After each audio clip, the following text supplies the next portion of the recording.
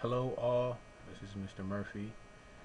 This is my first screencasting experience. I'd like to send a special shout out to Mr. Kelsey for helping me out with this.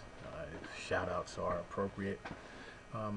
What we're looking at right now is our Google Docs.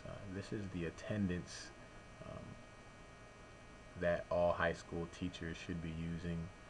Um, what you see here obviously are the students' grades, what grade they're in, 9th, 10th, exit level. Exit level includes 11th and 12th graders. You can see here there are no student IDs. I think it works out better to not have student IDs because what some teachers do to find their students more easily is they go ahead and they change or they sort actually the names, so they're able to find them easier per grade or per last name. So having the IDs there kind of causes some confusion because once you sort this tab here, our name tab, the IDs are different or they change and they become incorrect. So we're going to just leave those blank until further notice. You can see on the 22nd of August here, which would have been the beginning of the school year, the IDs are here. And as you see exit, ninth grade, they all don't match up. So you can pretty much assume that the student IDs are incorrect. So they're not going to correspond for the days. But what this blog is going to address is first the fact that teachers need to use the Google Docs. We all know that second period is for all intents and purposes the start of the school day, and what Miss Patty and the Peems use for attendance and what is used to gain our ADA, which is how we get funding for our kids. But other than that, I wanted to go over the ways that teachers can identify whether a student was present, absent, on a field trip, suspended, or just not here.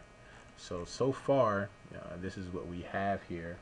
9 times out of 10, probably 10 times out of 10, you're going to identify whether a student is in class or not by notating a P, which stands for present. Next is if the student is on a field trip, they need to be identified by the trip. So you see here Bethany Griffin was on a bio field trip on 9 September, so you would put there that they were on a biology field trip. If you're not going to put field trip, you see here it says FT. That's how you're going to notate whether they were on a field trip or not. If a student is absent, like you see here with Mr. Leonard Cantu, you're going to mark there that the student was absent. Again, if they're present, you're going to mark that with a P. Our students who are withdrawn, we see here Mr. Andrew Morales was withdrawn at the end of the day on the 9th. You're going to mark that with a WD or a W/D. Tardy students, we're going to mark them with a T. Suspended students are usually going to be notated with an S or suspended here. Now usually if the teacher is unaware that a student is suspended, someone in administration will go into Google Docs, usually myself, and mark the suspended there, so the teachers know that they shouldn't be marked absent, that they should be marked suspended.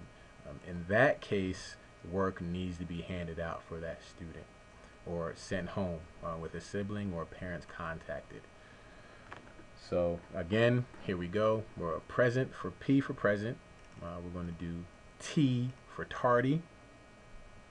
M's are going to be for medical excuses that you have received from that student. And S will count as a no-show. Now we see some no-shows here on the 12th of February. If you have a no-show and you don't have an excuse for it, what you're going to do is write them as a no-show, which may notate that they were skipping or that there is a lapse in some communication there between teacher, parent, and administration. That is my first screen cast, and I thank you guys for watching.